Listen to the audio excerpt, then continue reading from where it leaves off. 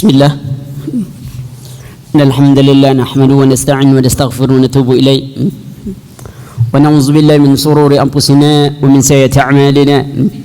Man yahdihillahu fala mudilla lahu wa man yudlil fala hadiya lahu.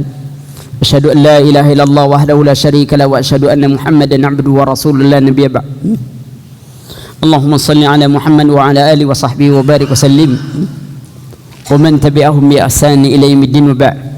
فإن خير الحديث كتاب الله وخير الهدى هدي محمد صلى الله عليه وسلم وشر الأمور محدثاتها فإن كل محدثة بدعة وكل بدعة ضلالة وكل ضلالة في النار. Ikhwati fi din azani azakumullah. Alhamdulillah, malam ini kita pertemukan oleh Allah Subhanahu wa taala. Insyaallah kita akan bahas beberapa masalah dalam beberapa hari ini. Mungkin malam ini kita akan berbicara tentang satu judul yang judul itu sebenarnya dari kalimat Hasan Al-Basri, bahwa nafas adalah waktu, ada nafas yang tidak akan pernah kembali. Ini ungkapan dari Imam Hasan Al-Basri. InsyaAllah besok khusus, sebenarnya tidak harus khusus besok itu, karena itu judulnya Meraih Surga di Istana Cinta. Nama judul untuk ibu-ibu, tapi sebenarnya untuk bapak dan ibu. Karena berapa banyak orang menjadikan rumahnya istananya, atau menjadikan rumahnya sebagai penjaranya atau nerakanya, sehingga dia tak pernah nak balik-balik ke rumah. Dia lebih senang untuk berjalan lebih lama keluar daripada berlama-lama di rumah dekat istrinya. Ya, semoga antum tak termasuk golongan yang seperti itu, ya. Ya. Kemudian malamnya kita akan bahas tentang masalah lanjutan buku. Ini buku anak yang kemarin Saat Cinta Menjaga, Ketika Cinta Merindu. Itu nasihat untuk anak khusus tentang agama. Dan masuk malam lanjutannya adalah Saat Cinta Menjaga, itu khusus tentang Ghazul Fikri, strategi musuh Islam menghancurkan anak-anak muda kita. Dan sebenarnya orang tua sangat harus tahu. Apabila mereka tidak tahu, karena musuh-musuh Islam sedang mengatur bagaimana menghancurkan generasi muda. InsyaAllah malam besok kita bahas. Malam ini kita bahas tentang waktu adalah napas yang tidak kembali.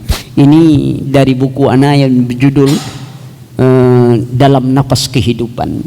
Jadi ada buku khusus tapi belum jadi untuk diberikan. Ini Napas Kehidupan, merupakan syarah dari wasiat Rasulullah sallallahu alaihi wasallam tentang waktu. Ya. Ulama kita katakan al-waktu kasayb, waktu seperti pedang. Apabila kalian tidak pandai menggunakannya, maka dia akan memotong kalian.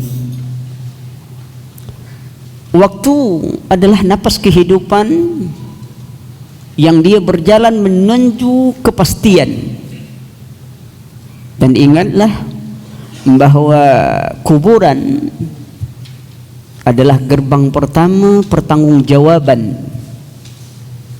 Karena dari kuburan manusia akan diantarkan kepada kehidupan yang abadi.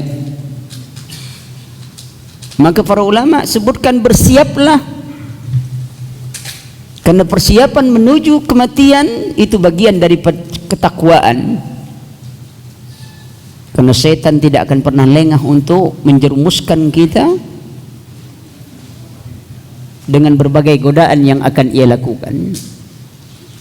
Materi kita malam ini bersumber dari sabda Rasulullah sallallahu alaihi wasallam dalam satu hadis diriwayatkan oleh Al-Imam Hakim dalam kitab Al-Mustadrak, yang disepakati oleh Al-Imam Zahabi dalam Al-Talkhis berdasarkan syarah Al-Imam Bukhari.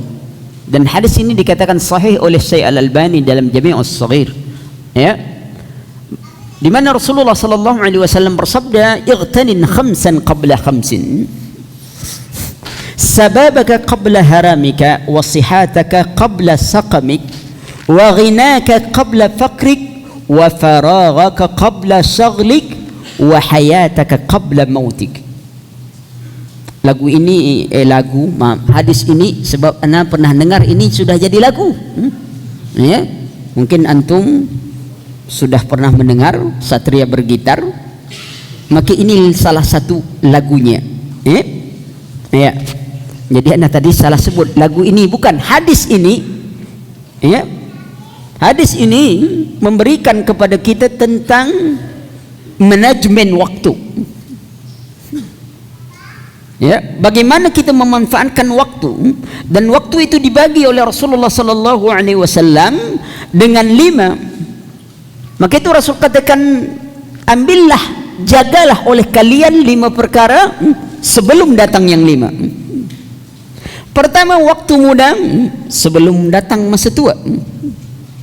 Waktu sehat sebelum datang waktu sakit.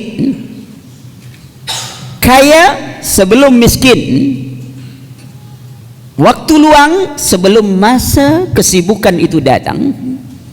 Hidup sebelum datang kematian. Inilah hadis Rasulullah sallallahu alaihi wasallam yang menjelaskan kepada kita tentang waktu. Mari kita mulai bahas. Pertama, urgensi waktu. Apakah waktu itu? Ya, ikhwati biddin, ketahuilah, masa lalu adalah guru yang bisa kita jadikan pengajar yang mengantar kita pada hari ini. Kalau orang katakan masa lalu itu tak perlu dikenang, artinya larut dalam masa lalu, tidak boleh, maka jadikanlah ia semangat untuk melakukan sebuah perubahan dalam hidup kita. Kita tidak akan sampai pada masa ini kecuali kita melalui masa lalu kita. Tidak akan sampai hari ini. Maka itu dikatakan masa lalu adalah qadar yang telah kita jalani. Hari ini amalan, hari esok jangan sampai dia menjadikan angan-angan dalam hidup kita. Ketika Allah masih memberikan kesempatan kita untuk berbuat hari ini, maka berbuatlah. Karena setiap orang menunda-nunda kebajikan yang diberikan oleh Allah Subhanahu wa taala saat kesempatan itu datang pada dirinya, itu tanda orang yang memiliki kelemahan hatinya. Berapa banyaknya orang yang lemah hatinya selalu menunda setiap kebajikan yang diberi kesempatan oleh Allah Subhanahu. Maka ikhwan, sesungguhnya penyesalan akan dosa yang diiringi dengan taubat dan amal kebajikan, pasti dia akan melahirkan kecintaan dan kemuliaan. Ikhwati fiddin, ketahuilah, waktu itu adalah umur manusia. Umur adalah kehidupan manusia. Kehidupan manusia dia diawali, ya ini hari-hari yang dijalani oleh manusia mulai dari hari kelahiran hingga ia masuk gerbang pertanggungjawaban pertama, yakni yang disebut dengan kematian, mengantar dia kepada kuburan. Imam Hasan Al-Basri berkata, ya ibnu Adam, innama anta ayyam, fa iza zahaba yaumun zahaba ba'du. Wahai anak manusia, kalau kalian bicara tentang waktu, hari, kalian adalah kumpulan hari-hari. Apabila berlalu satu hari, berarti hilanglah sebagian dari hidup kalian. Allah Subhanahu wa taala telah bersumpah menunjukkan arti penting waktu. Allah katakan wal fajr wa layalil asr, demi waktu fajar dan malam 10. Ini 10 malam pertama bulan Zulhijjah. Di ayat lain Allah Subhanahu, itu surah Al-Fajr ayat 1 dan 2. Di ayat lain Allah Subhanahu wa taala berfirman, wasyamsi wadduhaha wal qamari idza talaha, demi malam yang apa menutupi cahaya siang dan siang apabila dia terang benderang. Di ayat lain Allah katakan lagi wadduha wal laili idza saja, demi waktu duha, yakni waktu matahari sepenggalahan naik, dan demi malam apabila telah sunyi senyap.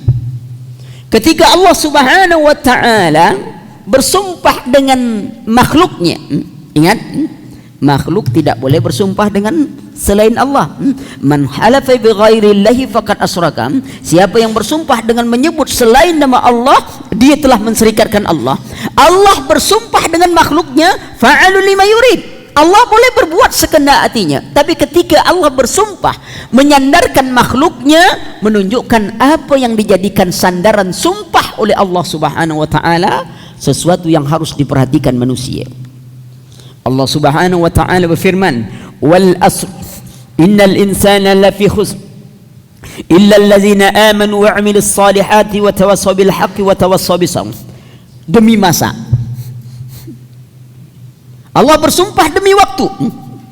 Al-Imam Syafi'i mengatakan ayat ini, kalau sekiranya Allah Subhanahu wa taala tidak menurunkan hujah kepada hambanya untuk menunjukkan bahwa hambanya adalah orang yang merugi, makhluk ini berada dalam kerugian, kata Imam Syafi'i, "Lau ma anzalallahu hujjatan li khalqihi illa hadhihi surah lakafathum." Kalau Allah tidak menurunkan hujjah yang lain selain surah ini, sudah cukup bagi mereka. Perhatikan pentingnya waktu, ikhwan. Berkata Khalifah Umar bin Abdul Aziz, "Innal laila wan nahar ya'malani fika fa'mal fihima."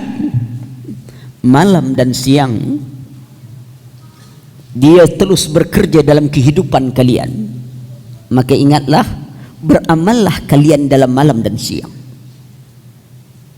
Kemudian ikhwan, hari yang kita lalui dia seperti batu yang kita pergunakan untuk membangun di negeri keabadian. Jika kita lalui hari-hari kita dengan taat kepada Allah, sesungguhnya kita sedang membangun istana kebahagiaan di kehidupan akhirat kelak. Akan tetapi kalau kita menjalani kehidupan dengan maksiat kepada Allah Subhanahu wa taala, sesungguhnya kita sedang membangun penjara penderitaan di kehidupan akhirat kelak. Ketahuilah, umur adalah karunia yang sangat berharga bagi kehidupan manusia. Karena dengan Allah memberi umur kepada kita, berarti kita diberi kesempatan oleh Allah Subhanahu wa taala untuk berdagang. Dan ingatlah, Allah telah membeli jiwa orang mukmin dengan surga. Innallaha astara minal mu'minin anfusahum. Allah telah memberi diri orang mukmin, jiwa mereka, dengan surganya. Maka jangan coba anda menggadaikan penjualan Allah dengan dunia yang hanya sedikit saja. Berapa banyaknya orang tidak menyadari sesungguhnya dia telah dibeli dengan surga, tapi dia tukar pembelian itu dengan dunia yang tidak berharga sebenarnya di sisi Allah Subhanahu wa taala. Maka itu seorang mukmin harus pandai memanfaatkan waktu dan kesempatan hidup untuk melakukan ketaatan kepada Allah Subhanahu wa taala. Ketika mereka tidak memanfaatkan waktu untuk taat, berarti mereka telah menukar pembelian surga itu dengan dunia yang tidak ada arti di sisi Allah Subhanahu wa taala. Allah telah menjelaskan hakikat karunia ini, karunia waktu. Apa kata Allah? "Wa sakhkhara lakumul laila wan nahar wasyamsa wal qamara wan nujuma musakharatun bi amri inna fi dzalika laayatin liqaumin ya'qilun." Allah Subhanahu wa taala kan dia menundukkan malam dan siang, matahari dan bulan. Malam, siang, matahari dan bulan untukmu, dan bintang-bintang ditundukkan untukmu dengan perintah Allah Subhanahu wa taala. Sesungguhnya pada yang demikian itu benar-benar ada tanda kekuasaan Allah. Ya? Di ayat lain Allah katakan, wa huwallazi ja'ala al-laila wan-nahara khilfatan liman arada ay yadhkara aw arada syukura. Dialah Allah yang telah menjadikan malam dan siang yang silih berganti bagi orang-orang yang bisa mengambil pelajaran. Perjalanan waktu dan masa adalah sangat pendek. Pendek sekali, ikhwan. Dunia ini hanya dibatasi oleh ajal. La maut illa bi ajal. Tidak ada kematian kecuali dengan ajal. Kalau anda belajar tentang kesehatan, ingat, kesehatan itu bukan untuk umur panjang. Kita hanya menjalankan sunnah Nabi. Kalau sakit berobat. Jangan Anda berobat untuk panjang umur. Tidak ada. Obat panjang umur itu tak ada, Ki. Ya, tak ada obat panjang umur. Berobat itu menjalankan sunnah. Sebab mati itu bukan karena sakit. Kalau antum dengar berita, baca di TV bahwa penyakit diabetes membunuh setiap 8 menit satu orang. Ada tak penduduk dunia ini lagi kena penyakit diabetes menurut antum? Sebab setiap 8 menit mati. Ternyata di Amerika penyakit itu meningkat 70%. Masih hidup juga. Kalau dia tak hidup, kenapa dia bisa mengatakan 70%? Siapa yang nak dihitung dia? Jadi mati bukan karena penyakit, ikhwan. Mati karena ajal. Karena banyak orang sakit belum mati-mati juga, karena ajal belum sampai. Maksud dari kalimat saya itu supaya kita jangan terlalu panik ketika kena penyakit. Sakit ini panik, itu panik, semuanya panik. Akhirnya dukun jadi beruntung. Diketuk kepala keluar cacing. Kepala diketuk keluar cacing. Untung tak mobil keluar dari kepala kita. Sakti itu namanya. Awak juga yang salah, hendak kepala diketuk-ketuk orang. Apa kata Taifur Al-Battani? Innal laila wan nahar ra'sul malil mu'min. Sesungguhnya malam dan siang itu adalah modal awal bagi setiap mukmin. Ribhuha al-jannah wa khusranuha an-nar. Keuntungan dari modal ini surga, kerugiannya adalah neraka. Lalu Yahya bin Mu'az ia berkata, al-lailu tawilun, malam itu panjang, fala tuksiruhu bimanamika, jangan kalian perpendek dengan tidur. Tuh pengajian kita insyaallah panjang. Yang kalau merasa panjang pengajian, coba bawa tidur, insyaallah sebentar tuh ngaji dong. Maka itu katakan malam itu panjang, jangan diperpendek dia dengan tidur. Menurut kesehatan bilang siapa? Berapa tidur? 8 jam. Saya tanda tanya, ulama kita tak pernah tidur 8 jam, ikhwan. Tak pernah tidur 8 jam. Kita bisa tak? Tak bisa, karena kita tidak membiasakan. Cuman ingat, untuk dapat tidur 2 jam malam itu pun, apa yang kita pahami? Ketika antum bangun malam dengan tahajud, ingat, jam 2 malam, sampai jam 3, jam 4 itu ada hormon di otak kita yang memberikan ketahanan tubuh. Kalau orang biasa bangun malam dan itu dilakukan untuk melakukan ketaatan kepada Allah, dia akan bangkit dan akan segar hidupnya. Beda kalau antum bangun malam nonton sepak bola, itu antum apalagi favorit itu kalah pula lagi kan, itu tambah sakit kepala itu. Tuh, cobalah. Ya. Kemudian wan naharu naqiyun, siang itu bening, penuh cahaya, tapi jangan dikotori dengan maksiat. Ya, ini nasihat-nasihat para ulama. Berkata para ulama, seorang ulama berkata, ya, innad dunya ilal jannati wan nari tariqun wal layali mutajarrul insani wal ayyamus suqun. Hamparan kehidupan hanyalah jalan nyata yang mengantar manusia ke surga atau ke neraka. Malam dia seperti kedai tempat orang bersinggah. Siang dia adalah pasar untuk mengadu nasib. Al-Khadim berkata, sesungguhnya dagangan akhirat itu memiliki resiko. Dagangan akhirat memiliki resiko. Majelis taklim itu dagang akhirat. Ini pasar akhirat, Tuhan. Majelis taklim ini pasar akhirat. Pasar akhirat ini memiliki resiko. Anggap saya pedagang. Kalau niat saya dalam perdagangan di pasar akhirat ini bukan Allah, maka resikonya neraka. Antum juga datang kemari, kalau bukan karena Allah, resikonya neraka. Tetapi juga yang lebih dahsyat lagi, orang tak ada pergi ke pasar akhirat dengan niat mengeluarkan belanja sebanyak-banyaknya. Tak ada, jarang tuh. Tapi orang selalu saja kalau pergi ke pasar dunia, pasti bekal dengan duit banyak. Tak ada orang ke pasar dunia itu nak pergi bawa duit 1.500. Tak. Kalau pergi pasar akhirat, itu tak masalah 1.500. 1.000 untuk parkir, 500 untuk infak. Ya. Ngapa tak dia balik 500 parkir, 1.000 infak? Orang parkir tak nak mau. Ya. Ya.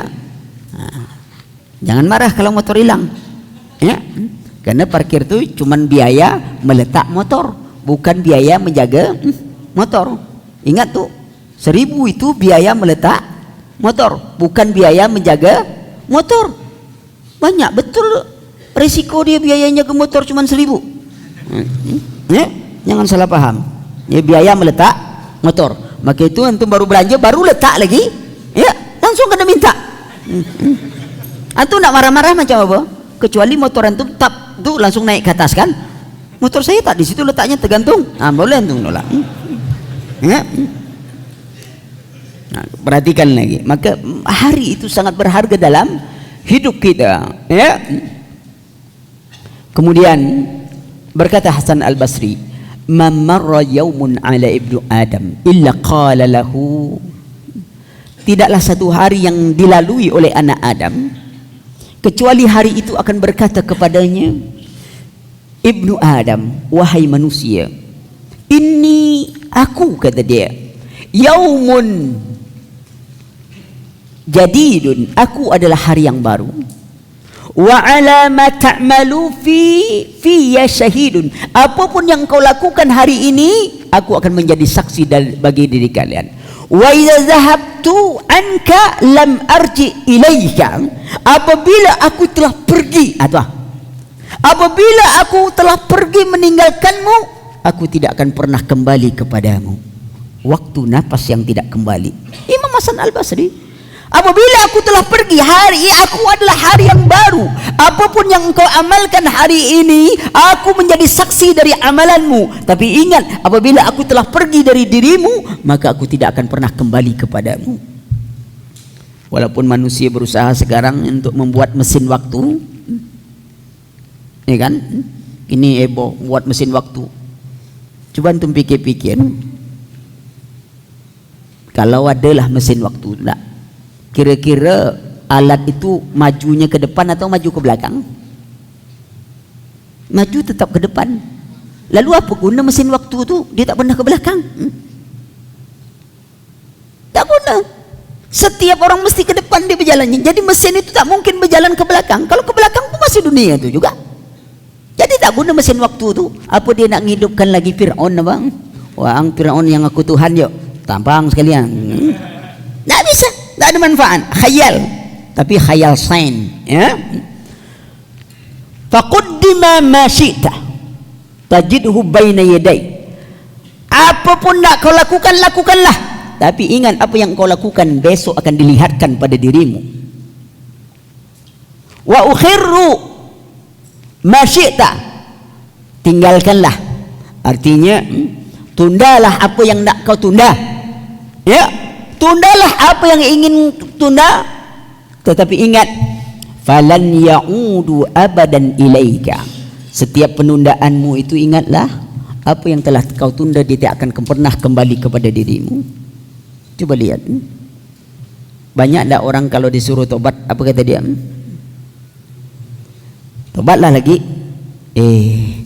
Masih muda lagi katanya. Ya? Muda ni kan apa? Kalau muda ni apa, poya-poya, ya. Tuh kalau tua kaya raya, mati masuk surga. Dasar pemimpi. Gila pula nak dapat macam itu. Ya, itu prinsip orang tua, orang muda gini.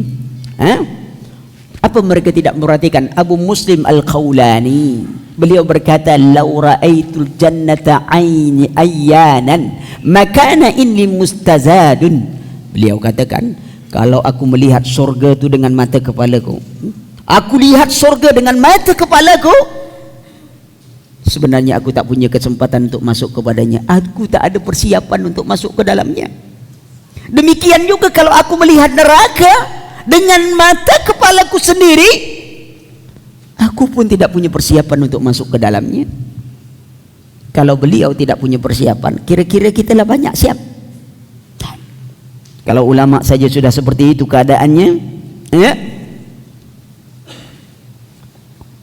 Imam Hasan Al-Basri sering saya ulang, dia kata kepada anak muda, beliau kata, "Wahai orang yang lanjut usia, yang tua-tua, yang terhormat, apakah yang dinanti dari tanaman pertanian yang sudah tua?" Kalimatnya itu kalau bahasa kita, wahai yang tua-tua, apa kira-kira yang harus kita nanti lagi dari padi yang sudah menguning? Apa kira-kira? Dituai, dipanen. Lalu beliau bertanya kepada anak muda, para pemuda yang saya cintai, ingatlah, tanaman kadang-kadang layu sebelum sempat dipanen. Wallah, peringatan tentang mati. Mak bicara, yang tua tunggu mati, yang muda ingat mati tak nunggu tua. Kan min urusin, kam min fatah. Berapa banyaknya anak muda pagi sore senang tertawa terbahak-bahak, tapi kain kafannya telah disetendun, mereka tidak pernah menyadarinya. Dia lupa pada kematiannya. Maka itu adalah hakikat waktu. Sekarang mari kita menjaga waktu itu sebagaimana disebutkan oleh Rasulullah sallallahu alaihi wasallam dalam hadis tadi. Pertama, masa muda. Masa muda adalah kesempatan sebuah persiapan. Ia akan cepat berlalu menuju gerbang kematian, maka pergunakanlah setiap ada kesempatan. Jangan kita menunda sampai kepastian menjemput kita. Apa kepastian? Mati. Saya sering mengungkapkan kematian dengan kepastian. Kenapa? Karena banyak orang tak sadar, tahu itu pasti tapi tak pernah bersiap untuk yang pasti. Tahu itu pasti. Banyak antum kuliah, antum apa semuanya persiapan kita untuk masa depan kita. Masa yang depan masih yang suram. Apa dapat kerja ke atau tidak? Sudah dapat kerja, dapat gaji atau tidak? Sudah dapat gaji besar apa tidak? Sudah dapat gaji yang besar, dapat rumah apa tidak? Sudah dapat semuanya, dapat istri apa tidak? Semuanya masih samar dalam pikiran kita. Namun kita telah berjuang mati-matian pagi, sore, malam. Setiap ada kesempatan, kita selalu memburu kesempatan itu. Sampai-sampai urusan makan saja, kalau ada ide baru makan, semua orang mencari tempat makan tuh. Tahu tak? Apa? Ada tempat makan baru. Apa namanya? Nasi tikus. Nama baru. Selama ini ada nasi kucing. Itu kucing kita. Ini tikus. Agak kecil sikit, kata dia. Halal tak? Halal. Namanya saja yang indah, kata dia. Oh gitu. Enak. Pergilah. Ke sudut pun dia pergi. Dia cari mana tempat nasi tikus. Rupanya penjual tu betul-betul di sudut kecil. Macam tempat tikus kan. Dia cari. Tapi cuba kalau ada pengajian. Ada pengajian. Pengajian apa? Bertanya pula dia, ada pengajian doang. Pengajian apa? Ya pengajian lah. Tak pengajian berubah jadi nyanyian. Pengajian lah. Tanya. Nantilah kita dek. Nantilah. Rekaman kan ada kata dia. Tuh. Kalau zaman dulu barulah ilmu pisudur. Kita kan PCD sekarang. Minta aja CD-CD tu. Dapat. Dia tak tahu bahwa jalan antum berjalan menuju majelis taklim itu ikhwan, itu dihitung fisabilillah jalan Allah. Antum sampai balik ke rumah dihitung fisabilillah. Maaf bicara, kalau ada yang mengalami umpamanya rusak, kecelakaan, luka sedikit membekas, luka itu lebih dicintai oleh Allah Subhanahu wa taala. Kata Rasulullah, bekas yang dicintai Allah, bekas orang dalam menuju ketaatan. Tapi jangan minta.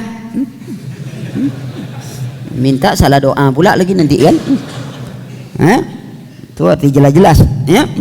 Allah Subhanahu wa taala katakan kepada kita, Allahul ladzi khalaqakum min dha'fin.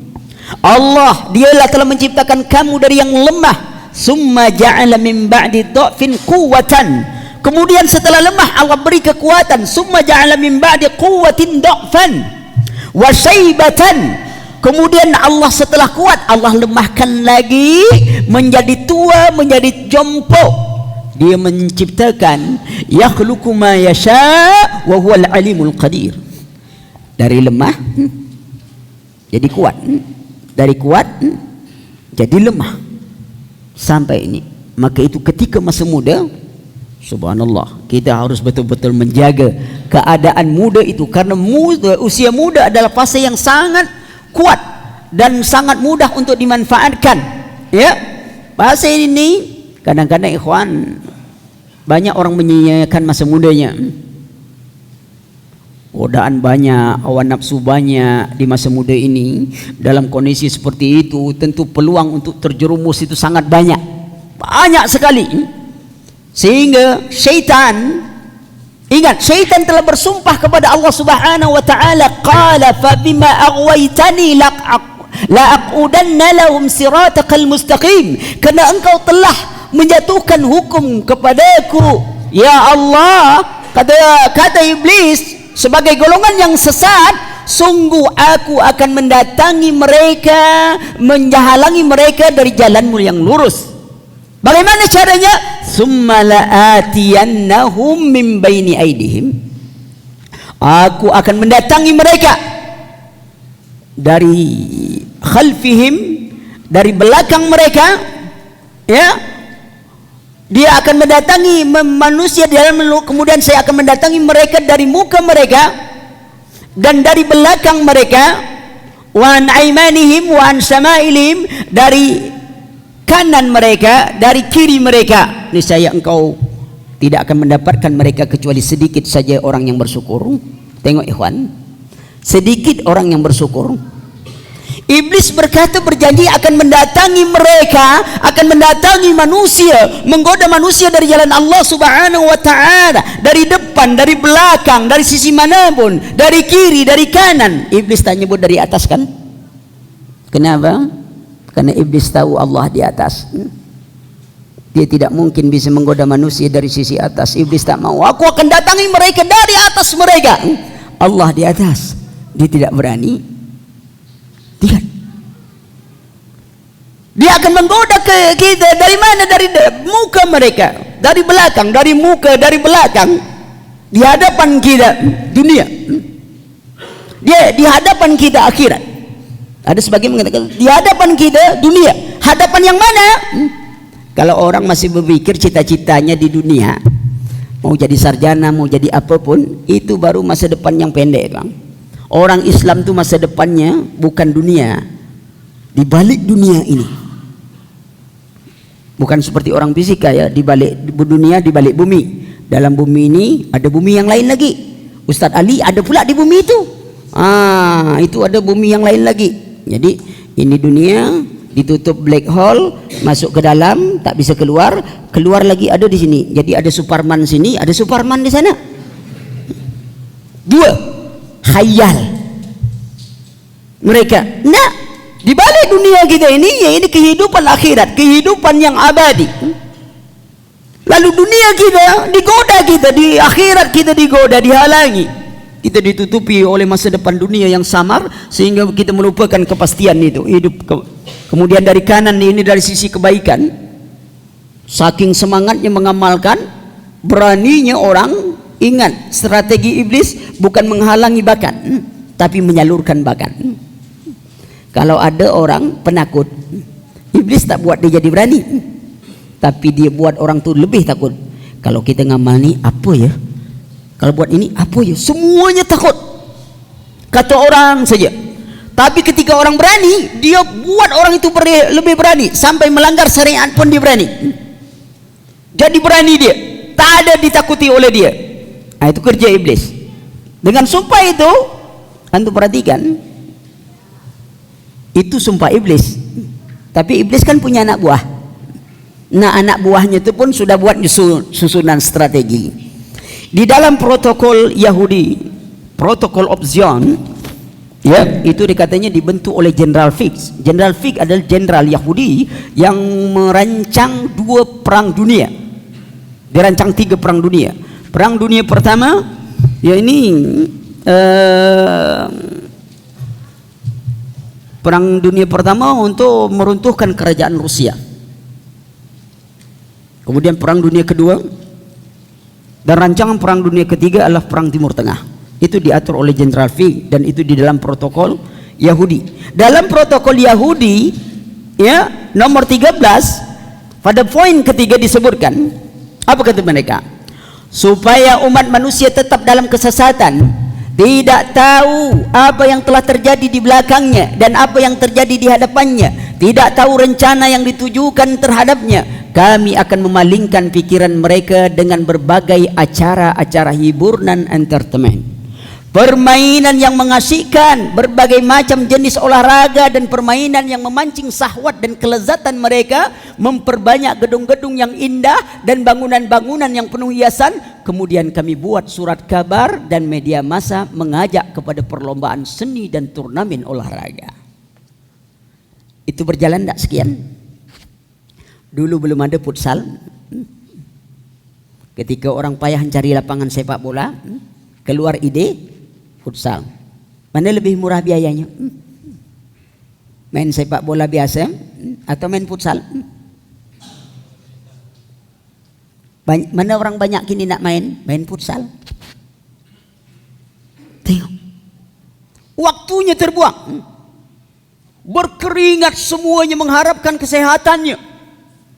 Tak ada waktu lagi sampai kecapean. Dia menjaga kesehatannya, ikhwan, berkeringat. Sering saya katakan, mereka punya sepatu futsal satu, sepatu sepak bola lain lagi, untuk badminton lain lagi sepatunya, bajunya pun begitu, baju futsal lain, celana futsal lain. Tak mungkin celana jadi baju kan, harus lain-lain lah. Begitu juga sepak bola, main tenis bolanya lain, tak mungkin bola tenis dipakai bola futsal, ya. Semua lain, baju, tas untuk pergi olahraga pun berbeda.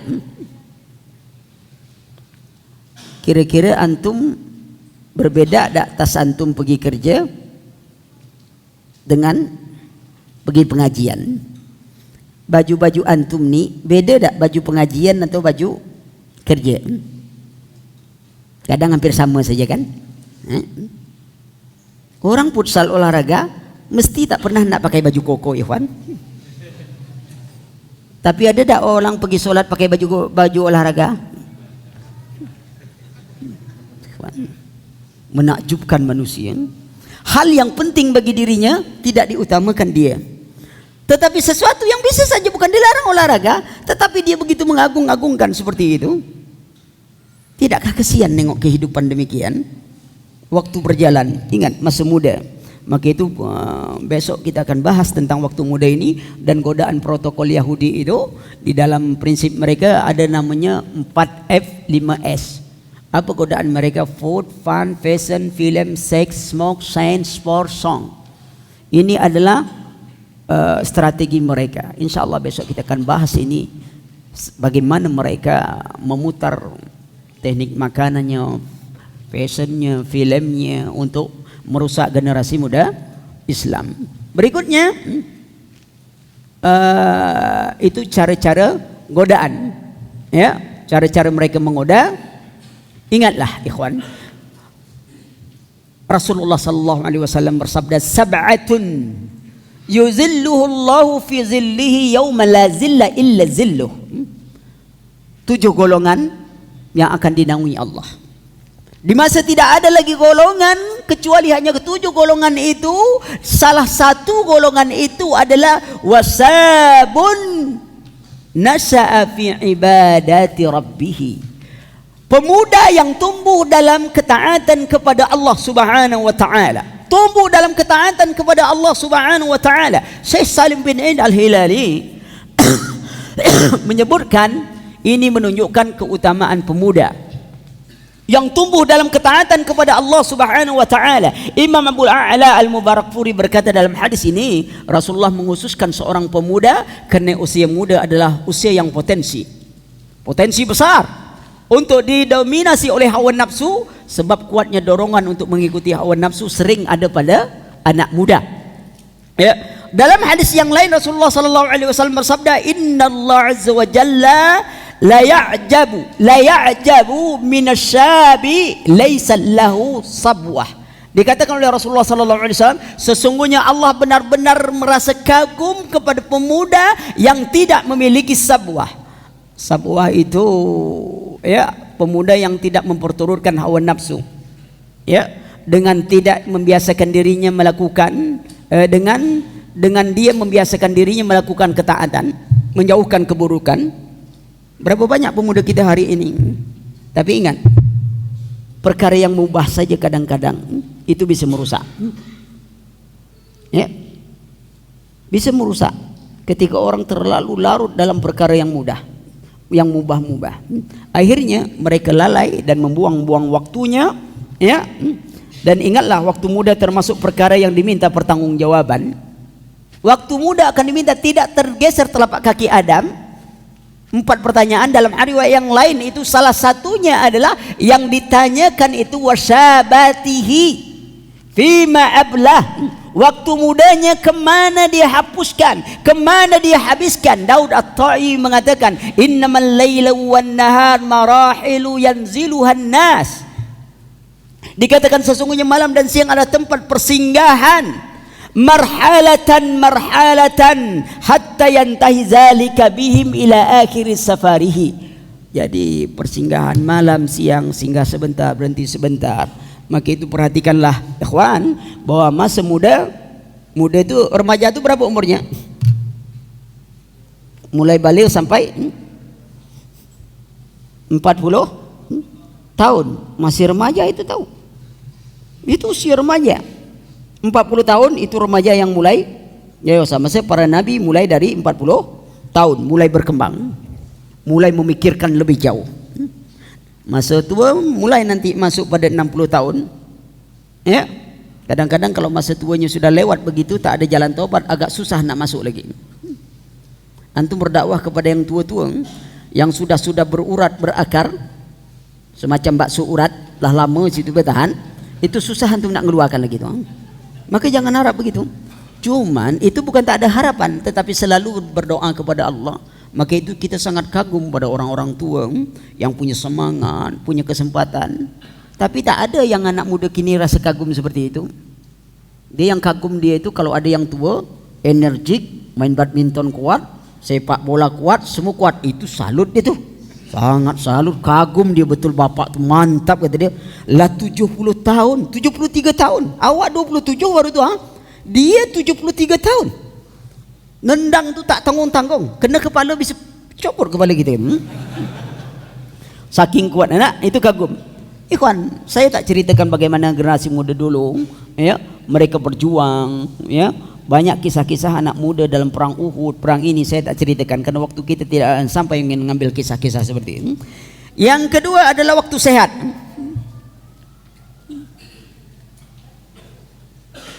Rasulullah sallallahu alaihi wasallam bersabda dalam hadis ini diriwayatkan oleh Abu Hurairah, "Inna awwala ma yus'alu anhu yaumil qiyamah yani al-'abd minan na'im ay yuqala lahu alam nusiha laka jismak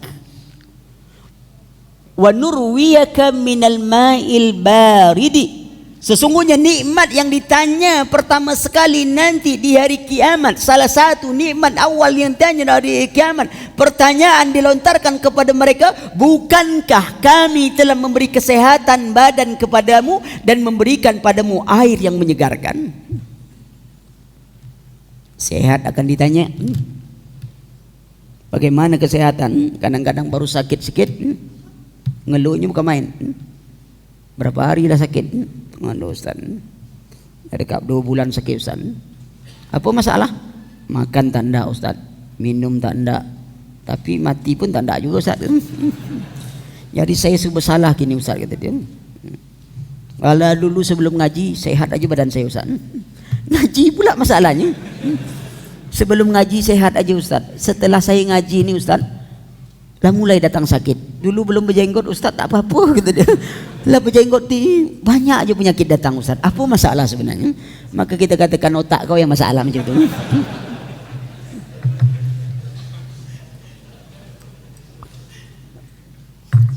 Ngaji pula yang disalahkan. Banyak tu. Dulu dagang sebelum ngaji Ustaz, saya bisa untung 20 juta sebulan Ustaz. Sudah ngaji cuman 10 Ustaz. 20 juta setelah ngaji Ustaz cuman 2 juta sebulan Ustaz. Bayangkan jauhnya. Kenapa gitu? Ya soal dulu saya belum tahu halal haram Ustaz. Dah ngaji baru tahu rupanya yang halal itu cuman 2 juta. Allah nasib.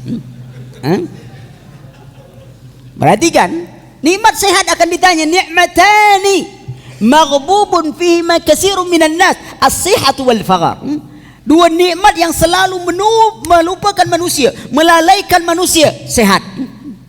Orang kalau sehat kadang-kadang belum ingat mati tu, segar aja dia. Coba kalau lah mulai batuk-batuk sikit, lah sakit-sakit sikit, lah mulai ingat mati.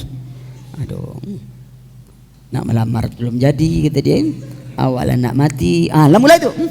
Apa pasal? Itulah Ustaz, mandang tulah tak nampak lagi kata dia. Tengok lah nak sakit. Tapi ketika sehat, oh tak ada. Pagi lari pagi, tengah hari maraton pakai baju lengkap, cari keringat, mencari keringat keliling kampung pakai baju itu pening kembali kan. Masak sambil berdiam tu bakar apa berkeringat juga. Kenapa dia jauh-jauh cari keringat? Nanti habis asar main tenis meja, setelah habis maghrib menjelang isya badminton, habis isya main basket, malam main futsal lagi. Wow, semua dia nak main. Semua masa dia kena dia sudah sehat. Semuanya. Baru kena sakit gigi sekali, tak ada yang nikmat main lagi. Ayam berkokok pun kena marah. Iya. Yaki, orang sakit gigi tu ayam berkokok, ayam kena marah. Maka itu kita dakwah ni seperti sedang berjalan bercakap di tengah orang sakit gigi. Kita tak nyinggung dia, dia tersinggung juga. Nyinggung saya, lah awak tak ada nyinggung dia aja yang tersinggung. Itu macam orang sakit gigi tu. Ayam tu kan berkokok, marah dia. Kau ayam mentang tak punya gigi berkokok-kokok, orang sakit gigi. Apa pasal dia nak marah ayam? Ayam tak pernah punya gigi. Maka itu ayam tak pernah sakit gigi. Itu nikmat sehat. Antum tahu nikmatnya gigi itu kapan dia? Kapan nikmat gigi? Kapan kita tahu bahwa di gigi itu nikmat? Kapan? Ketika tak punya gigi lagi lah.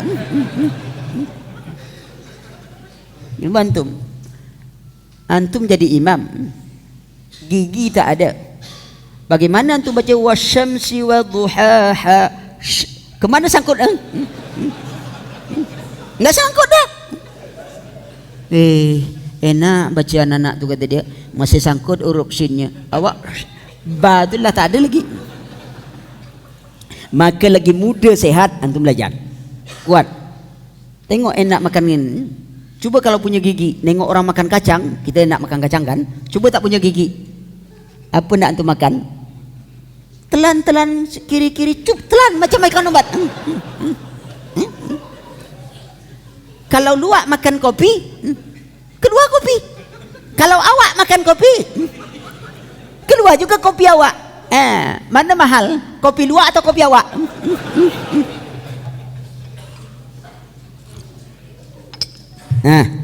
Sebelum keluar kopi awak, lebih baik manfaatkan belajar Quran, gigi masih lengkap, semuanya membetulkan huruf jadi disenang.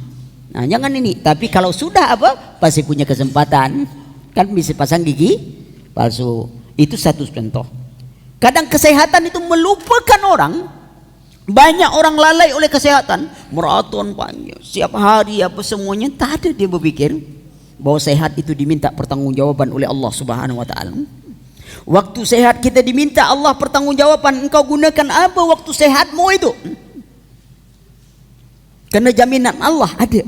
Kalau antum beramal waktu sehat, ketika kita sakit, kita beramal, kan tak sempurna tu. Tapi karena kita sudah biasa beramal waktu sehat, nilai amalan waktu sakit itu sama dengan sehat, bang. Itu keuntungan, itu jaminan kesehatan namanya, bang. Sudah dibagi Allah jaminan, kita cari jaminan lain juga, jaminan masa depan, jaminan hari tua.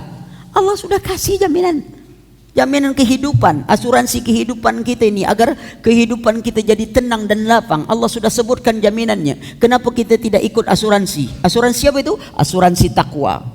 Wa may yattaqillahu yaj'al lahu makhraja. Siapa yang bertakwa kepada Allah, Allah akan kasih jalan keluar. Ada tak orang yang daftar mengikuti asuransi takwa yang dia bayar polisnya dengan tiap hari bertakwa, beriman, beramal soleh? Sedikit orang ingin mengikuti asuransi takwa. Tapi asuransi dunia berebut orang ingin mendapatkan jaminan dunia, padahal yang menjamin pun perlu dijamin. Bayangkan itu. Maka itu yang ikut asuransi itu orang kaya, orang miskin. Orang kaya, orang miskin yang ikut asuransi. Seharusnya yang ikut asuransi itu orang miskin. Kenapa? Karena dia tak kaya. Orang miskin, dia tidak perlu takut dengan miskin. Apa sebab? Karena dia sudah miskin. Maka yang perlu bagi dia adalah menjalani kemiskinan. Sedangkan orang kaya itu yang takut miskin. Kalau orang miskin dibilang, antum mau jadi orang kaya tak? Orang miskin bilang apa? Kalau jadi orang kaya mau, Ustaz. Kalau menjadi kaya mau, Ustaz. Saya mau menjadi kaya, Ustaz.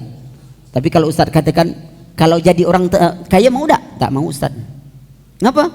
Kan masih kalau, Ustaz, kata dia. Bila pula saya capai jadi orang kaya? Kan Ustaz bilang tadi kalau jadi orang kaya mau tak? Tak mau, Ustaz, kata dia. Kan masih kalau, Ustaz. Kalau kaya, mau, Ustaz, kata dia. Kaya langsung mau. Kaya beruang? Itu tak mau, Ustaz. Kaya beruang dia tak mau dia. Kaya beruang kan tak mau dia. Hati-hati antum mau jadi kaya beruang, kaya orang. Ya. Kemudian perhatikan, ya. Jadi nikmat sehat. Ketika sehat, perhatikan kita bahwa sehat itu ketika kita sakit, itulah dia. Itu ujian dari Allah. Ya, Allah berikan kita ujian ketika kita sakit. Maka kalau kita beramal waktu sehat dengan kebaikan, maka amalan kita sakit mungkin tak sempurna, tetapi nilai kita sama dengan nilai waktu sehat. Maka itu berusahalah ikhwan memperbaiki diri kita waktu sehat. Kemudian waktu kaya, ya, waktu kaya, siapa yang tak tertarik pada dunia? Khayal.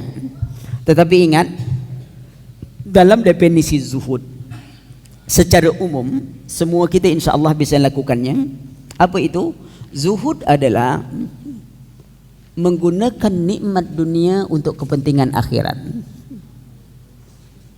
Semua kita bisa insya Allah melakukannya. Tapi itu tingkatan secara umum. Karena nanti ada zuhud itu khusus lagi. Ya.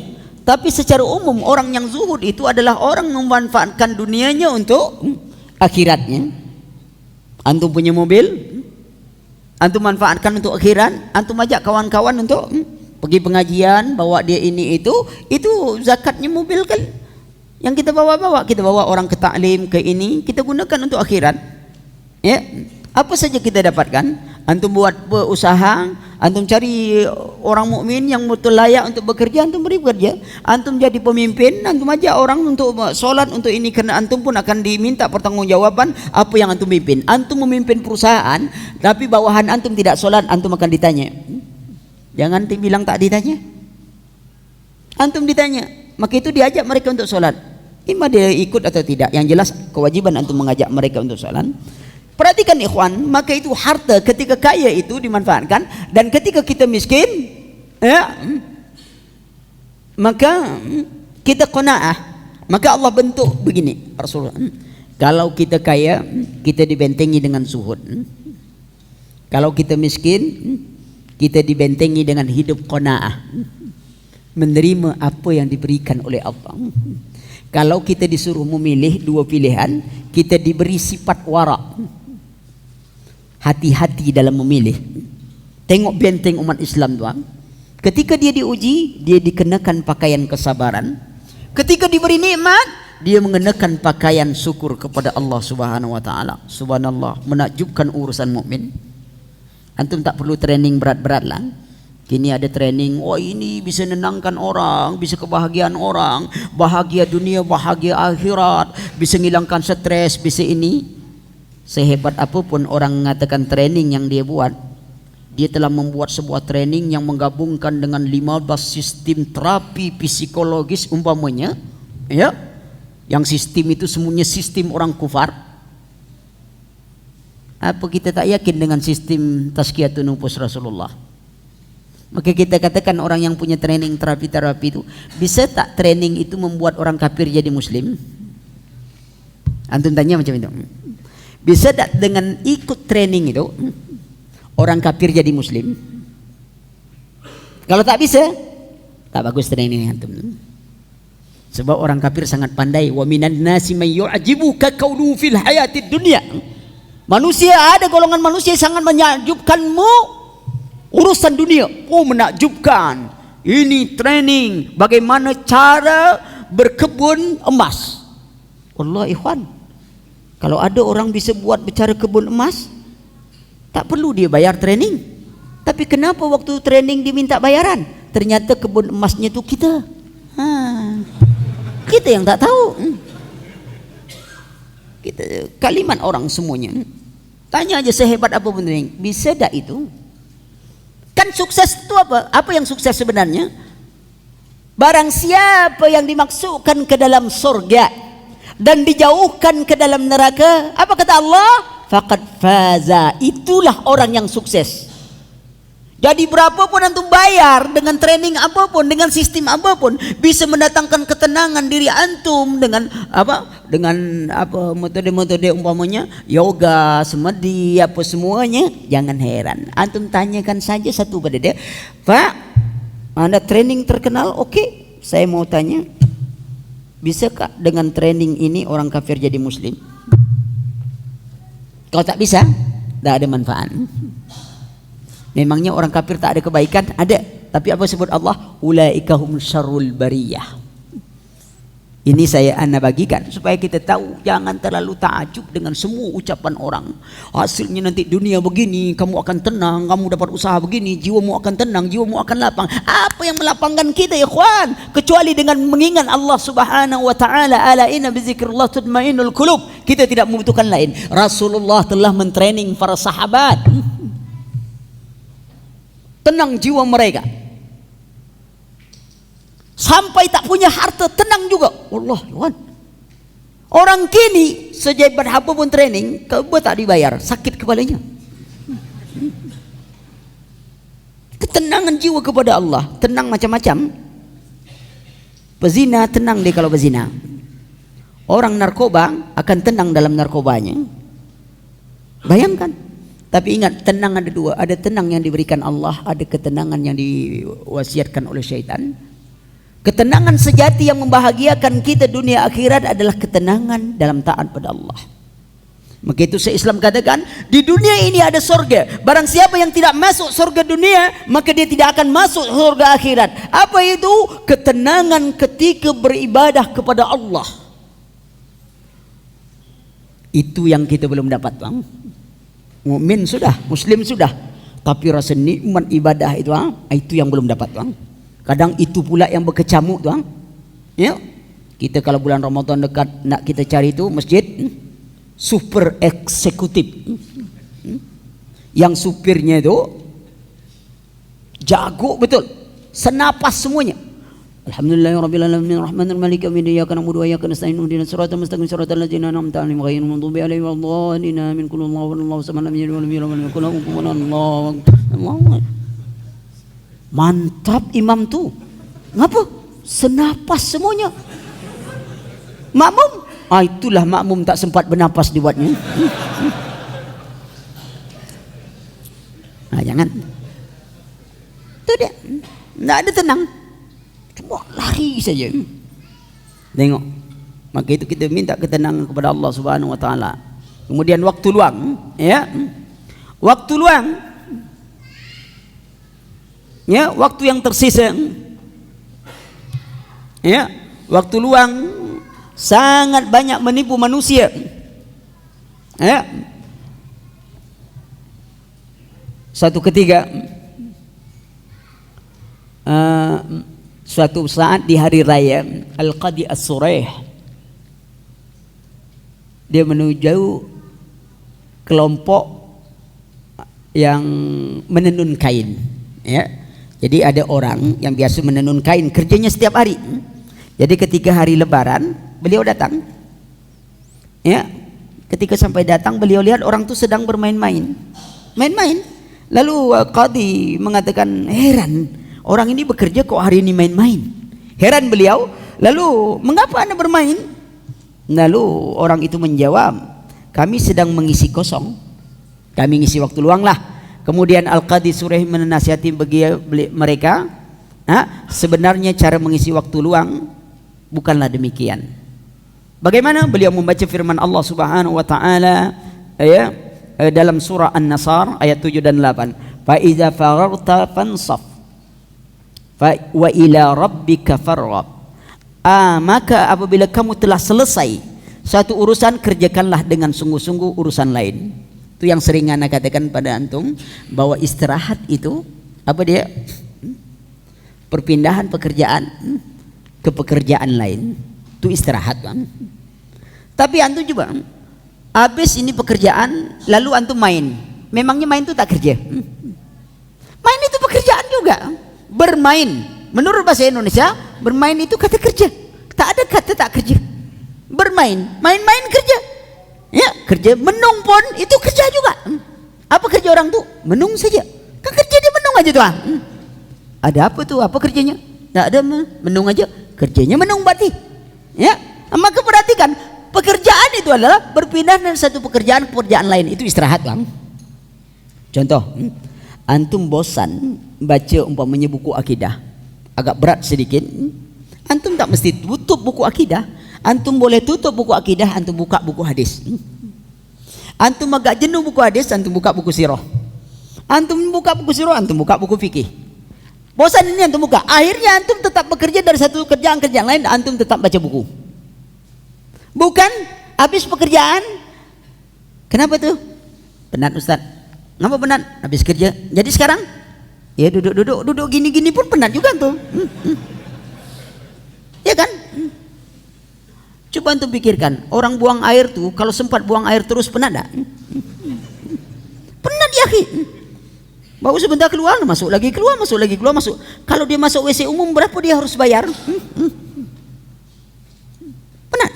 Maka ingat, prinsip kita yang namanya istirahat, berpindah dari suatu kerjaan ke pekerjaan lain. Maka itu ketika orang ini dia biasa menenun, begitu habis dia menenun, mengisi waktu kosongnya seolah-olah pekerjaannya tak ada lagi. Kerjanya apa? Kerjanya main. Bagaimana kalau Qadi Suraih lihat kita sekarang? Kerja kita main aja. Kalau dulu kita ada lapangan, kemudian ada rumput panjang atau ada buluh-buluh kecil, yang itu kita buat jadi senapang-senapang, kan? Tapi kita kreatif. Apa tuh? Kita buat buluh tadi jadi senapang, kita ambil, lalu kita main tembak-tembakan. Biaya murah. Kita main. Hari ini antum nak main tembak-tembakan, mahal ya, ki. Beli senapangannya sampai 7 juta, 8 juta, 3 juta. Antum pikir uang yang antum belikan untuk membeli mainan tembakan 7 juta, 3 juta itu tak ditanya Allah.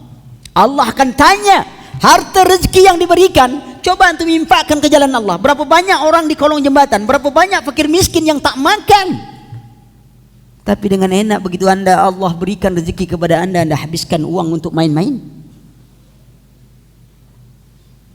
Tapi nak niru sahabat dalam hal apa? Tengok.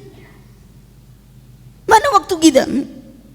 Seorang ulama ketika kawannya sedang duduk kawannya, ya akhi, kemari dulu. Duduk berbincang kita. Apa kata dia? Tahan itu matahari. Ini menunjukkan ulama kita lah tahu matahari itu berjalan. Tahan matahari. Kalau sekiranya antum bisa menahan matahari, baru aku ikut main. Kenapa? Dia tak mau waktunya terbuang untuk itu. Bukan arti kita tak istirahat. Kenapa kita manfaatkan? Belum lagi mereka menulis setiap waktu. Bagai ada yang mengarang sampai 1000 bab. Kitab-kitabnya Allah, ikhwan. Kita mana? Kita tak suruh ngarang. Kita cuma disuruh baca. Kadang-kadang buku yang kita beli dahulu belum lagi kita baca, masih bersih sampulnya. Kalau nak beli buku tebal-tebal terus, tapi baca tidak. Bagi orang aja lah, biar orang baca-baca.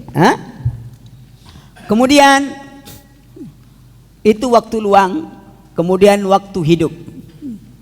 Yang kelima, waktu hidup jelas hari ini.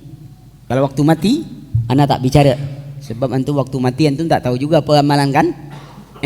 Waktu hidup kita bicara tentang kehidupan kita hari ini. Ini waktu hidup kita. Pertama, Allah menciptakan manusia dengan baik bentuk, lalu Allah beri kepada manusia laqad khalaqnal insana fi ahsani taqwim. Allah ciptakan manusia dalam sebaik-baik bentuk. Itu kemudian Allah berikan tujuan hidup mereka adalah untuk beribadah kepada Allah Subhanahu wa taala. Kemudian pedoman hidup yang harus diikuti adalah kitabullah dan sunnah Nabi sallallahu alaihi wasallam, dan tauladan hidup mereka adalah uswatun hasanah pada Rasulullah sallallahu alaihi wasallam atau kepada orang-orang yang mengikuti mengharapkan keridhaan Allah. Laqad kana lakum fi Rasulillah uswatun hasanatun liman kana yarjullah wal yaumil akhir wa yaumal akhir. Contoh tahun teladan. Kemudian kematian. Bagaimana orang kini berbicara sukses tentang hidup? Saya rasa semua kita ingin hidup yang sukses. Tapi bukan dunia saja, kita ingin sukses dunia akhirat. Allah Subhanahu wa taala berfirman dalam surah Ali Imran ayat 185, "Kullu nafsin dha'iqatul maut wa innamat tuwaffawna ujurahum yaumal qiyamah. Faman zukhziha 'anil nar wa udkhilal jannah faqad faza." Apa kata Allah? Setiap yang menyawa pasti merasakan mati. Dan sesungguhnya pada hari kiamat kami akan berikan ganjaran pada kalian dengan sempurna. Barang siapa dijauhkan dari api neraka dan dimasukkan ke dalam sorga, maka dialah orang-orang yang sukses. Maka ingat ikhwan, apal ayat ini, Ali Imran 185. Allah sebutkan apa? Siapa dijauhkan dari api neraka dimasukkan dalam surga, inilah yang sukses. Kalau antum punya lihat orang punya training apapun, masuk tak dalam ayat ini? Bukan duit. Karena orang mengukur kesuksesan itu dengan duit, itu orang jahiliyah, bukan orang modern. Karena orang jahiliyah itu disebut oleh Allah Subhanahu wa taala, apabila mereka diberi rezeki dengan kekayaan, mereka katakan Rabbi akraman, Rabbku telah memuliakanku. Dia merasa mulia dengan harta. Allah tidak ukur dengan harta itu. Maka itu kita perhatikan ini ayat, bahwa kalau ini begini, ini bisa nambah iman tak? Kalau tidak bisa membuat orang kufar jadi beriman, orang munafik menjadi orang yang sedih, orang yang lalai menjadi taat kepada Allah, apa gunanya antum itu? Soal sehat kapanpun bisa. Memangnya Nabi Ayub yang sakit 18 tahun sampai berulat itu tak sukses hidupnya, Bang. Sehingga kita yang tak sakit-sakit ini adalah orang yang sukses. Apalagi semenjak minum air yang telah dibacakan ayat oleh Ustaz selama 40 hari. Ini aqua nih dibaca ayat jadi 250.000. Kalau nak bagi ke sapi 250 juta. Akhirnya sapi sehat, kita lah macam sapi. Air zam-zam tu minum sampai gembung tak sampai 250 juta. Tapi itulah manusia. terkelabui oleh berbagai keadaan. Dia ingin sukses dunia. Kalau Anda ikut ini, training ini, Anda akan bisa usaha ini. Usaha ini telah menghasilkan uang 300 juta. Saya telah berhasil mendapatkan uang dalam jangka 1 bulan 500 juta. Kalau Anda ikut ketik krik ini dengan biaya, dia dapat 100 juta sebulan. Masa cuma ndak ikut itu aja diminta biaya lagi sama kita? Memang kelewatan orang itu rakusnya. Sebenarnya saya sudah dapat 200 juta, Anda ikut gratis, buku gratis, semua gratis, sebab saya dapat duit terus. Kan harusnya gitu. Tapi tidak. Kalau Anda mau, itu tanda tipuan tuh. Kalau Anda mau kirim sekian, bayarnya sekian, itu tanda bohong dah. Kalau dia lah dapat sebulan itu 200 juta, ngapa pula dia lagi ngasih duit, minta duit sama orang? Ya. Sama lah yang sering saya katakan, kalau ada ustad bisa solat 2 tempat, ngapa dia tak buat triple aja? Ya kan? Kalau anak punya ilmu dah, saking dalamnya ilmu anak bisa solat di Batam, bisa juga solat di Mekah. Insya Allah anak akan buat travel murah 1 juta satu orang untuk umroh. Antar jemput, antum pegang aja tangan anak begini, pegang, sampai ke Mekah, tawaf kita ramai-ramai, lah selesai, pegang lagi, antar lagi balik, lah cari giliran lain, enak, tak pakai paspor lagi, langsung ke Mekah, langsung tawaf, besok kumpul lagi pegang, balik lagi, itu tanda bohong enggak? Enggak ada ya ki main-main itu, ya, sering katakan ini. Pesawat hilang, tak ada satu dukun pun bercerita. Tengok, dulu banyak cerita dukun, kini ada pesawat hilang, sampai hari ini tak ada dukun satu pun yang berani bercakap. Nanti kalau lah muncul sedikit sekeping, alah mulai dia cerita tu 2 keping. Orang nampak cuma sekeping, dia lah cerita 10 keping. Sekarang tengok, tanya dukun, tahu tak di mana letak pesawat tu? Kalau dia bilang tahu, tangkap, berarti dia sengongkol. Ya. Hidup. Jadi bagaimana kiat sukses hidup? Ya, pertama mari kita sama-sama saya menganjurkan kepada antum semuanya untuk mengikuti asuransi, karena kita sangat perlu jaminan hidup, ikhwan. Bahkan sampai mati pun kita perlu jaminan hidup. Jadi asuransi itu banyak memberikan jaminan pada kita. Jangan balik dulu, asuransinya belum selesai. Nanti salah paham pula antum kan. Pertama, jaminan kehidupan. Asuransi jaminan kehidupan ini dalam surah At-Talaq ayat 2 dan 3. Wa may yattaqillahu yaj'al lahu makhraja. Ya.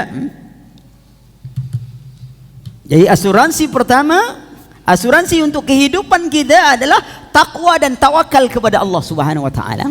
Antum lihat bagaimana Siti Hajar yang ditinggalkan oleh Nabi Ibrahim alaihissalam hanya dengan tanpa sedikit air dan sekantung kurma, tetapi dengan takwanya kepada Allah dan tawakalnya kepada Allah, Allah berikan jaminan hidupnya, dan jaminan itu sampai hari ini kita nikmati air Zam-Zam, ikhwan. Masalahnya berapa orang ingin ambil jaminan ini? Asuransi pertama yang harus kita miliki semuanya, asuransi ketakwaan dan tawakal kepada Allah. Kenapa kita tidak ambil ini? Suatu ketika Umar bin Abdul Aziz ditanya kepada dia, apa yang kau tinggalkan untuk anakmu? Umar bin Abdul Aziz katakan, takwa kepada Allah. Aku tidak akan membantu anakku dalam maksiat kepada Allah, karena kalau mereka bertakwa, Allah akan menjadikan jalannya. Beliau meninggal ketika beliau wafat, beliau meninggalkan 11 orang anak dengan harta warisan 19 dirham. Setelah dikurangi biaya penguburan, dapatlah 9 dirham.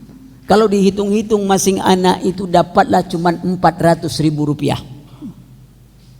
Khalifah meninggal dunia, harta warisannya cuma 400.000 rupiah, ikhwan. 400.000 rupiah kalau kita bawa masuk WC di pasar umum, paling-paling antum bisa buang air 1 hari, kalau sempat 1 hari 2 kali, paling-paling tak sampai setengah bulan duit itu habis. Air kecil 500, air besar 1.000, besar kecil 1.500. Itu kalau sekali masuk. Kalau 2 kali lah 3.000. Tengok. Bayangkan, tak lama habis duit tuh. Habis duit tuh. 1 hari begitu habis duit. Sekarang 400.000 harta warisannya. Kita tak terpikir. Tapi itu khalifah, dia tidak heboh dengan itu. Dia yakin takwa Allah jaminkan. Hisam bin Abdul Malik juga meninggalkan 11 orang anak. Ketika beliau wafat, Hisam bin Abdul Malik mewariskan kepada anaknya 400 miliar setiap anak. Tapi suatu ketika waktu ingin perang, anak Umar bin Abdul Aziz menginfakkan 100 ekor kuda. Anak Hisam bin Abdul Malik ada yang menjadi pengemis. Apa bekalnya? Takwa kepada Allah. Sudah ada kita minta bekal ini dah. Itu yang saya bilangkan asuransi, jaminan Allah Subhanahu wa taala, jaminan pertama. Kemudian jaminan masa depan. Seperti tadi yang saya katakan takwa itu. Jadi jaminan kehidupan dan masa depan, takwa dan takwakal kepada Allah seperti kisah Umar bin Abdul Aziz. Sekarang kita perhatikan jaminan pertambahan rezeki. Kan orang selalu ingin meningkat rezeki. Ada jaminan diberikan Allah. Jaminan pertama birrul walidain.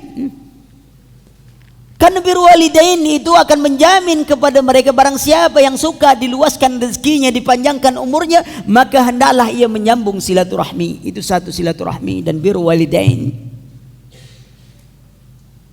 Rezeki dipanjangkan Allah. Sudah tu istighfar. Karena taubat dan istighfar dia akan membuat orang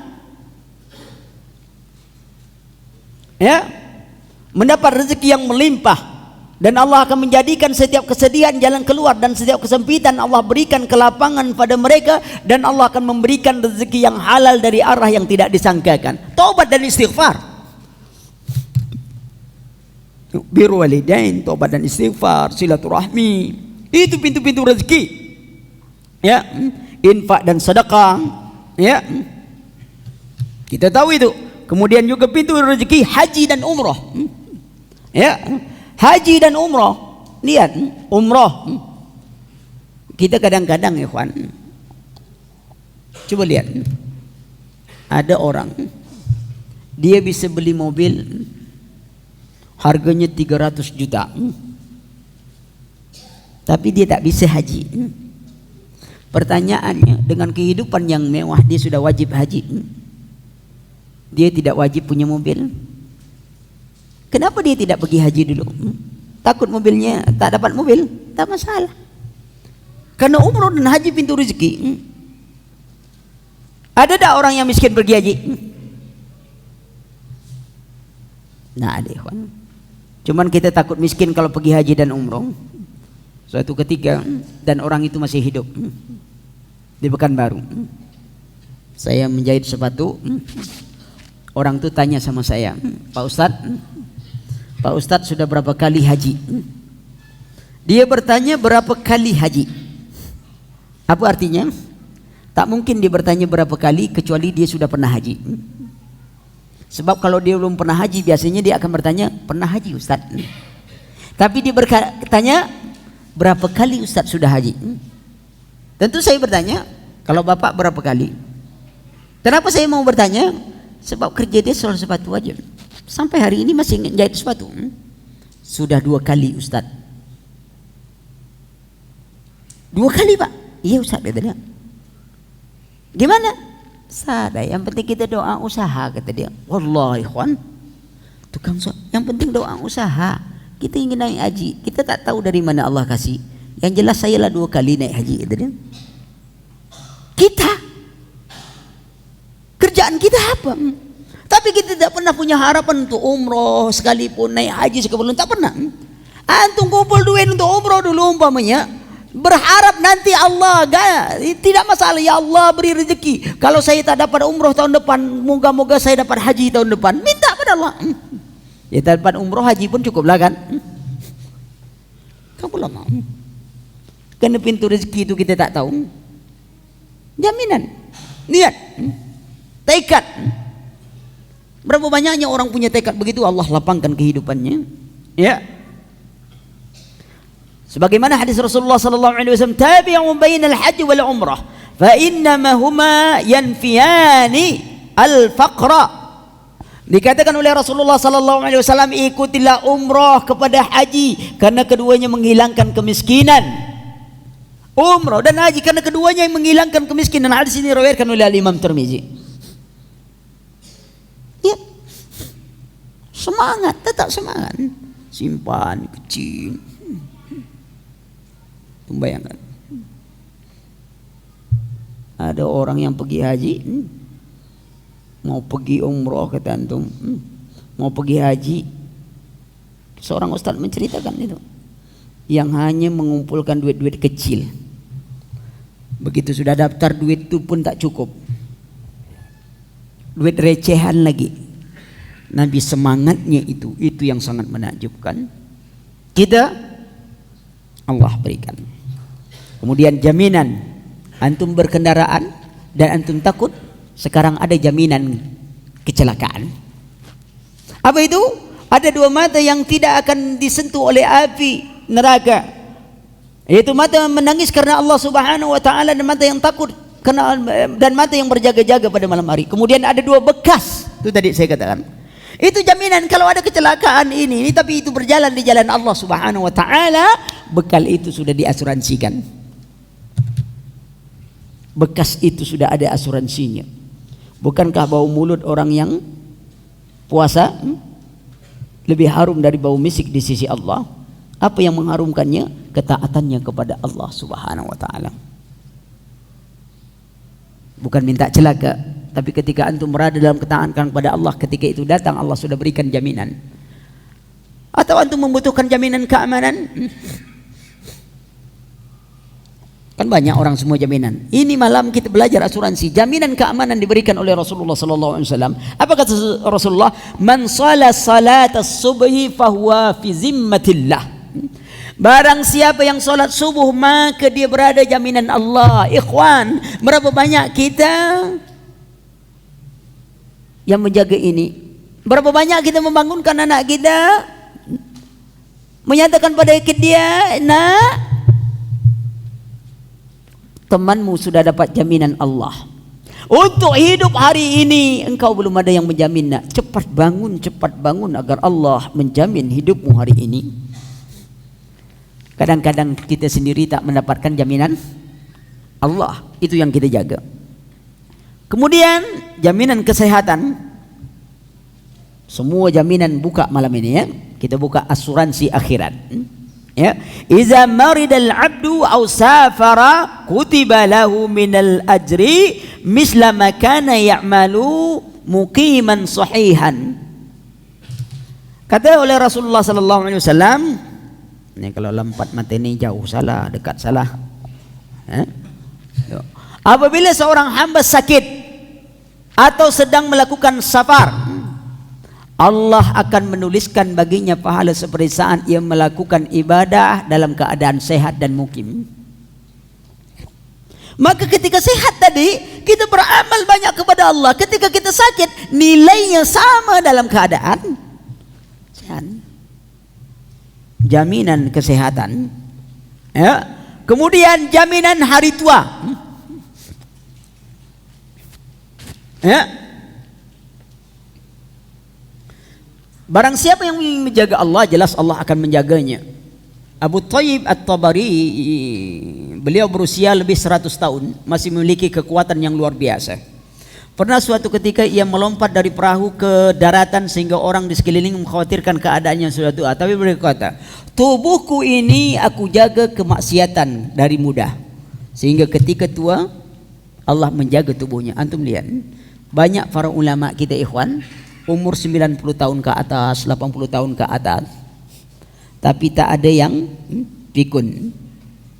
Kita kadang-kadang yang olahraga tiap hari, pikunnya lah mulai. Pakai kacamata, kadang mencari juga tuh, padahal di atas kepala kacamatanya kan. Yang lebih malang tuh rajin olahraga tapi dia lupa bercermin. Begitu cermin dia sangka orang lain kan. Siapa pula masuk kamar ni, kata dia.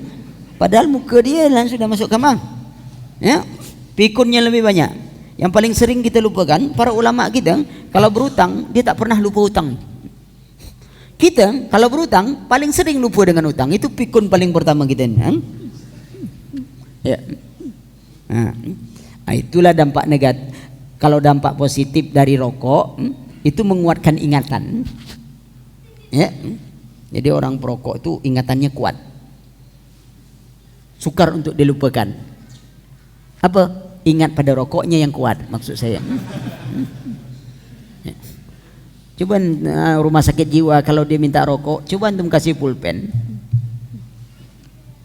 Walaupun dia tak kenal istrinya lagi, anaknya, siapa yang dia, siapa ini, tapi dia pasti kena rokok.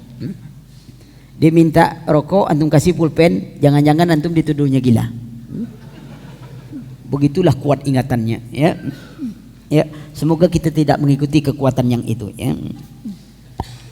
Ya, jaminan kemudahan tadi, ya banyak jaminan yang diberikan, maka cobalah kita gunakan waktu-waktu kita untuk yang demikian. Dan cara kita mulai muhasabah, menghargai waktu. Ana kira itu dulu waktu masih kita gunakan untuk pertanyaan, karena besok mungkin kita bisa lanjutkan lagi, karena materi kita besok khusus akhwat. Sebenarnya judul itu bukan judul khusus akhwat, karena rumah itu bukan milik istri tapi suami istri. Lalu bagaimana rumah tangga itu bisa menjadi istana cinta dan kasih sayang seorang suami istri, menjadi betah gitu, nikmat. Besok kita akan bicarakan. Malam ini silahkan kalau ada pertanyaan. Ada pertanyaan? Kalau tak ada, alhamdulillah. Ya. Tak ada, berarti paham semua atau tak paham semua? Ya. Tak ada yang ditanyakan? Harilah jam 10.